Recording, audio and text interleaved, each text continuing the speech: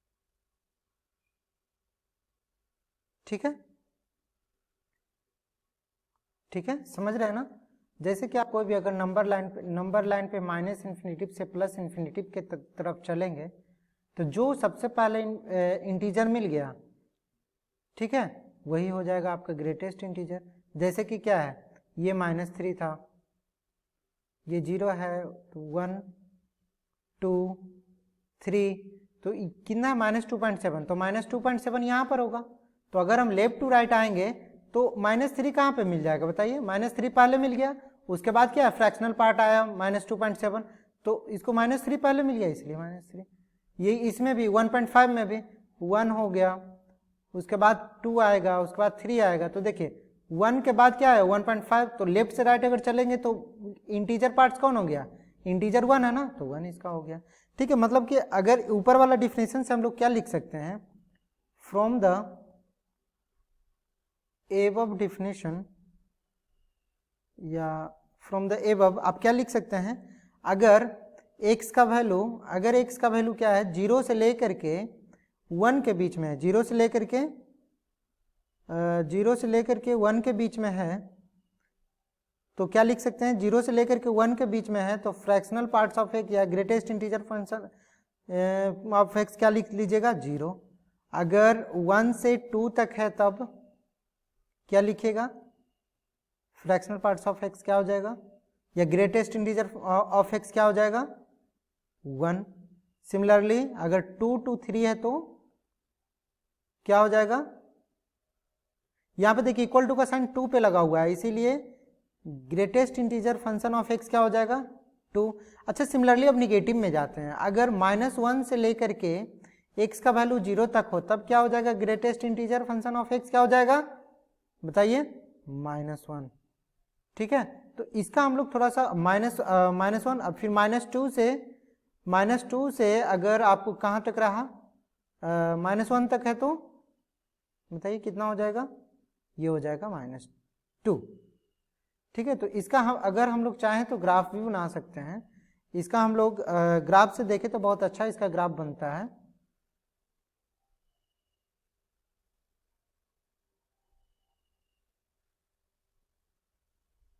ये 0 ना, colour change कर लेते हैं,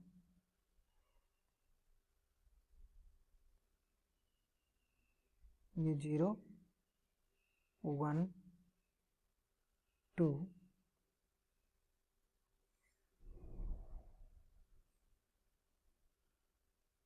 3 4 -1 -2 -3। अब देखिए इसका क्या आ रहा है, इधर 1 होगा, इधर 2, इधर 3 4, मतलब कि greatest integer function of x का वैल्यू इधर, और ये इधर क्या है, एक्स का वैल्यू है। ठीक है, तो देखिए अगर हम एक्स का वैल्यू 0 से लेकर के 1 तक लेते हैं, अगर हम एक्स का वैल्यू क्या लें, 0 पे क्या लेते हैं, क्लोज इंटरवल से लेकर के 1 तक लेते हैं, तो इसका वैल्यू कितना आ रहा है, 0 आए, कितना आएगा 0। फिर अगर हम 1 से लेकर के 1 पे क्लोज इंटरवल, 1 पे क्या लेते हैं, क्लोज इंटरवल, 1 पे क्लोज इंटरवल और 2 पे क्या है, ओपन, मतलब ये वाला 1 से 2 तक के, तो इसका आउटपुट वैल्यू कितना आ रहा है, 1, इसीलिए 1 दिखे।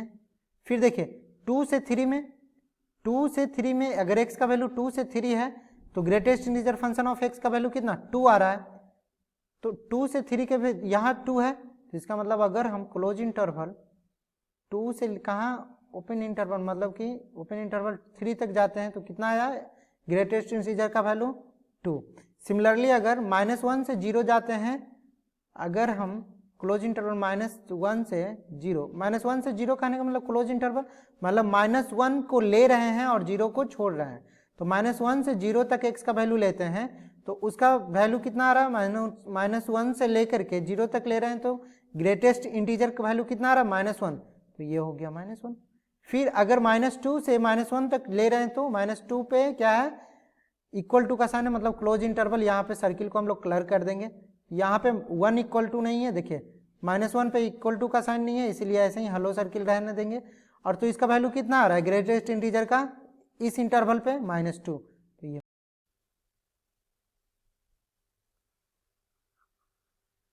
देखिए इसमें जो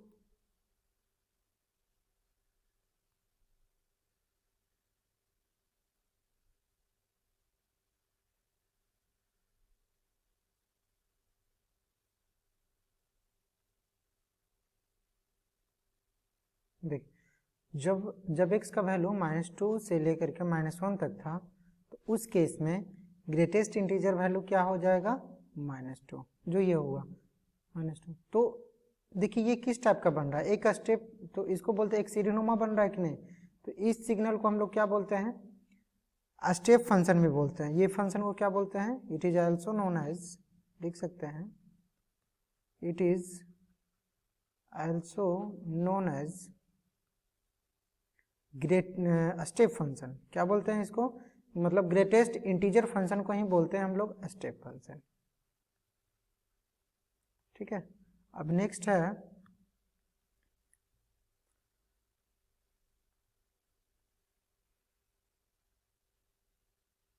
देखिए, नेक्स्ट है fractional part of x function. क्या है next, fractional part of x, fractional part of x. Fractional part of x क्या होगा, a function if such that R to R, मतलब कोई फंक्शन है real to real defined by f of x is equal to x minus of greatest integer of x. ठीक है, तो इसको क्या बोलते हैं, वेयर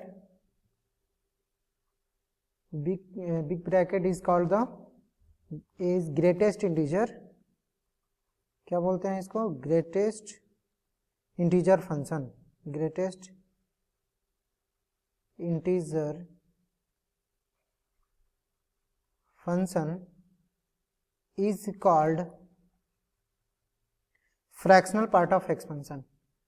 मतलब x minus of greatest integer function of x को ही क्या बोलते हैं, fractional part of x function. ठीक है, तो ये fractional is called the fractional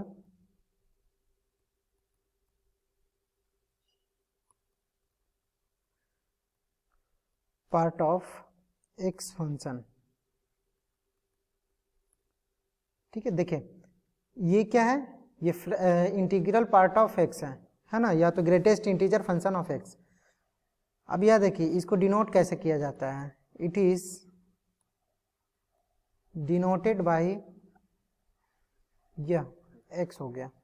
ठीक है, तो अब देखिए इसका मतलब क्या हुआ, जैसे कि अगर हम लिख रहे हैं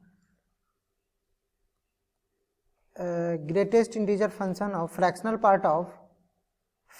पार्ट ऑफ अगर हम दे देते हैं आपको 2.6, तो क्या हो जाएगा, इसका फ्रैक्शनल पार्ट क्या हो जाएगा, फ्रैक्शनल पार्ट मतलब कि ये पॉइंट दशमलव के बाद क्या होगा, मतलब फ्रैक्शनल पार्ट क्या होगा, है ना। तो क्या लिखेंगे, देखिए 2.6 माइनस 2.6 माइनस क्या हो जाएगा, 2.6 minus of fractional part of integral part of x क्या होगा, चूंकि एफ ऑफ एक्स बराबर आप क्या जानते हैं, फ्रैक्शनल पार्ट ऑफ एक्स बराबर क्या जानते हैं आप, x minus of integral part of x, x minus of integral part of x जानते हैं। तो इंटीग्रल पार्ट ऑफ एक्स क्या हो गया यहाँ पे, 2.6 का इंटीग्रल पार्ट ऑफ एक्स क्या बोलिएगा आप लोग, 2, मतलब 2.6 का इंटीग्रल पार्ट ऑफ एक्स क्या होगा 2, तो 2.6 माइनस ऑफ 2 क्या हो जाएगा 0.6, यही फ्रैक्शनल पार्ट ऑफ एक्स हो गया।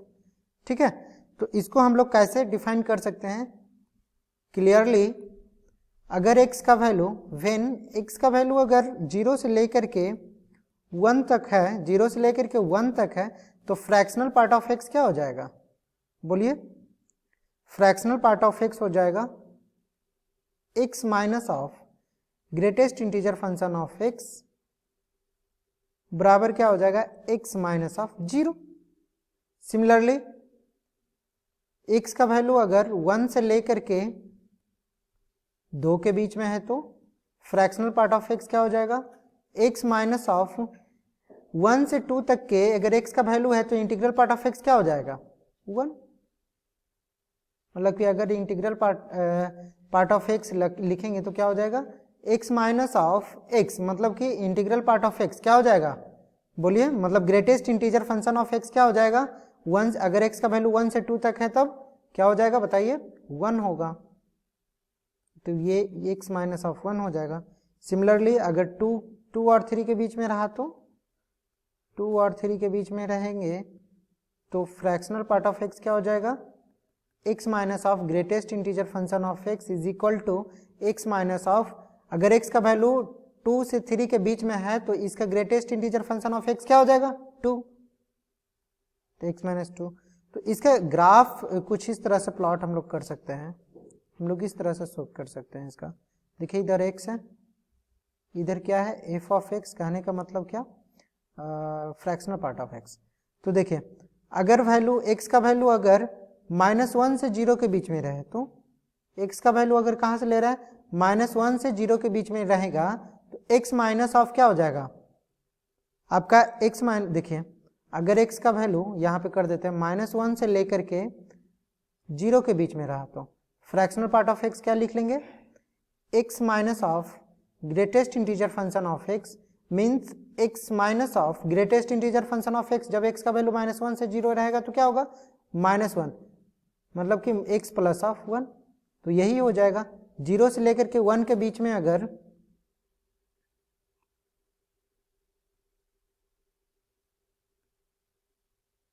x का वैल्यू क्या है 0 से लेकर के 1 के बीच में है तो क्या होगा, क्या होगा, ये देखिए इसका वैल्यू कितना आ रहा है x plus of 1, x plus of 1, x plus of 1 का ग्राफ कुछ इस प्रकार से बनेगा यहाँ पे, है ना। ये क्या हो गया -1, ये 0, ये हो गया x प्लस 1। और फिर देखिए अगर x का वैल्यू 0 और 1 के बीच में है तो यहाँ पे ओपन इंटरवल, यहाँ से क्लोज इंटरवल, उसका वैल्यू कहाँ से कहाँ तक जाएगा 0 से लेकर के 1 के बीच में, मतलब 0 भी हो सकता है या 1 से कम हो सकता है, 1 नहीं होगा। फिर अगर वैल्यू 1 से 2 के बीच में रहा तो 1 से 2 के बीच में अगर रहता है तो 1 भी हो सकता है और 2 से कम होगा, ठीक है।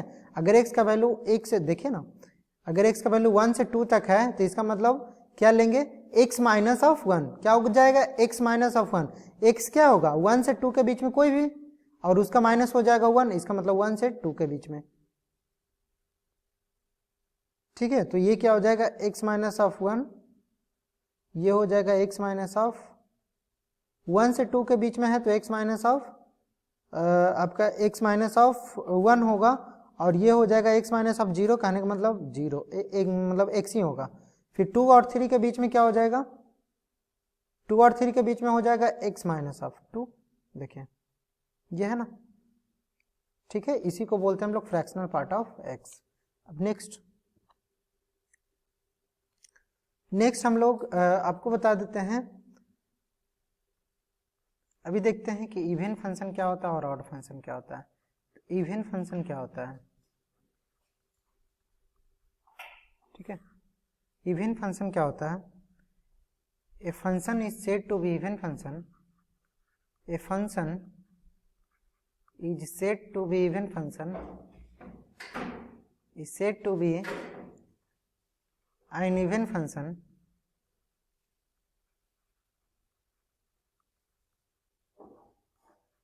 if f of x is equal to f of minus x, ठीक है। देखिए कोई फंक्शन इवन फंक्शन कब होगा जब f of x equal to f of minus x हो। जैसे कि अगर कोई फंक्शन अगर देखना चाहें एग्जाम्पल के तौर पे, क्या f of x बराबर अगर x स्क्वायर लिखा हुआ है तो क्या ये इवन फंक्शन है, चेक करिए। f ऑफ x बराबर माइनस एक्स स्क्वायर, तो f ऑफ माइनस एक्स निकालिए, क्योंकि कंडीशन क्या है f of x equal to f of minus x होना चाहिए। तो f of minus x equal to क्या हो गया, यहाँ पे x था तो x है, माइनस एक्स है तो माइनस एक्स रखिए, माइनस एक्स का क्या हो गया स्क्वायर, तो क्या हो जाएगा minus x into minus x, मतलब माइनस माइनस प्लस हो गया x इंटू एक्स, तो ये क्या हो जाएगा एक्स स्क्वायर, है ना। तो f ऑफ माइनस एक्स भी क्या आ गया एक्स स्क्वायर, और f of minus x x square आया, वो देखिए f of x equal to x square बराबर है ठीक है, तो ये क्या हो गया एफ ऑफ एक्स। तो कंडीशन देखिए सेटिस्फाई कर गया, एफ ऑफ एक्स बराबर एफ ऑफ माइनस एक्स। तो ये कैसा फंक्शन हो गया बताइए, ये एक इवन फंक्शन हो गया। और देखिए अगर एफ ऑफ एक्स बराबर कॉस एक्स है, क्या है कॉस एक्स, तो ये बताइए ये इवन फंक्शन है कि नहीं। तो देखिए एफ ऑफ माइनस एक्स लीजिए, तो कॉस ऑफ माइनस एक्स क्या हो जाता है, कॉस ऑफ एक्स हो जाता है। तो ये देखिए कॉस ऑफ एक्स क्या है, एफ ऑफ एक्स के बराबर है, किसके बराबर है, एफ ऑफ एक्स के बराबर है। तो एफ ऑफ एक्स के बराबर है, तो f of minus x equal to f of x हो गया। इसका मतलब ये भी क्या है, इवन फंक्शन है, ये भी क्या है, इवन फंक्शन है। अब देखिए ऑड फंक्शन क्या होता है,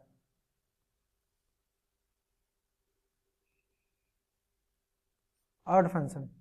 तो ऑड फंक्शन में देखिए a function is said to be odd function,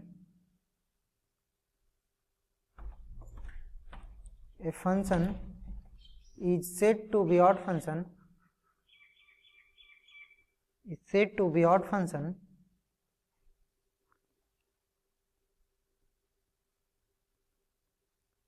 if f of x is equal to minus of f of minus x होगा। ठीक है, f of x is equal to क्या होगा, minus of f of minus x होगा। तो अब यहाँ पर देखिए कि ऑड फंक्शन में जब इतना आ रहा है, तो अब देखिए कोई फंक्शन एग्जांपल के तौर पे, अगर एग्जांपल में आप ले रहे हैं एफ ऑफ एक्स बराबर एक्स क्यू, क्या ले रहे हैं एक्स क्यू, तो देखिए एफ ऑफ माइनस एक्स निकालिए तो क्या हो जाएगा, माइनस एक्स का पावर क्यूब। तो क्या हो जाएगा, माइनस एक्स का पावर क्यूब, क्या माइनस वन का पावर थ्री कितना होता है माइनस वन, और एक्स क्यू का एक्स क्यू, तो क्या हो जाएगा माइनस ऑफ एक्स क्यू। इसका मतलब इसको आप कितना लिख सकते हैं, माइनस ऑफ क्या लिख सकते हैं, एफ ऑफ एक्स लिख सकते हैं, क्योंकि एफ ऑफ क्या है x Q, F of x बराबर क्या आ रहा है एक्स क्यू है, तो एक्स क्यू बराबर क्या, माइनस पहले लिख लिए और एक्स क्यू बराबर क्या एफ ऑफ एक्स, तो minus of f of x हो गया। ठीक है, तो एफ ऑफ माइनस एक्स बराबर क्या हो गया, minus of f of x. यही क्या किसका कंडीशन है, समझिए एफ ऑफ एक्स आपका कैसा है, एक ये ऑड फंक्शन है। अब देखिए ट्रिग्नोमेट्रिक फंक्शन में एक साइन एक्स, अगर एफ ऑफ एक्स बराबर साइन एक्स है, तो बताइए ये ऑड फंक्शन है कि इवन फंक्शन है, तो simple f of minus x लीजिए, एफ ऑफ माइनस एक्स क्या हो जाएगा, sine of minus x, sine of minus theta क्या हो जाता है, माइनस साइन थीटा के बराबर, तो ये क्या हो गया minus of sine x, minus of sine x हो गया। इसका मतलब इसको लिख सकते हैं हम लोग f of minus x equal to minus of f of x. ये भी क्या हो गया, देखिए एफ ऑफ एक्स बराबर minus f of minus x बोले, या तो f of minus x equal to क्या बोल सकते हैं, minus of f of x बोल सकते हैं, कोई दिक्कत नहीं है। तो देखिए एफ ऑफ माइनस एक्स बराबर क्या हो जाएगा, माइनस एफ ऑफ एक्स, हाँ एफ ऑफ माइनस एक्स बराबर माइनस एफ ऑफ एक्स आ रहा है, तो ये क्या हो गया एक ऑड फंक्शन हो गया। तो जो साइन एक्स है वो कैसा फंक्शन है, ऑड फंक्शन है। ठीक है, बस आज के लिए इतना ही, thank you, thanks for watching.